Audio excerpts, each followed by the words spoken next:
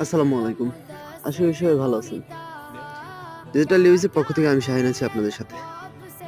So আজকের ডেটটা হচ্ছে ৬ ফেব্রুয়ারি ২০২৫। মূলত আছি ধুন্দুল ক্ষেতে। দেখতে পাচ্ছেন যে ধুন্দুল চারাগুলো তেমন কেমন যেন ঘোলা দেখা যাচ্ছে। তার কারণ হচ্ছে উপরের চারার উপরে আমি ছাই দিয়ে দিছি।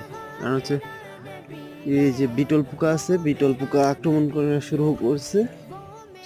এই মুহূর্তে চারা তো ছোট্ট, এই কারণে বিষ দিলে হয়তো পাতাগুলো পচে যেতে পারে। কারণ হচ্ছে পাতাগুলোর গ্রোথ অনেক দেরিতে হচ্ছে শীতের কারণে, আর পাতাগুলো খুব কচি, এই কারণে কীটনাশক দিচ্ছি না।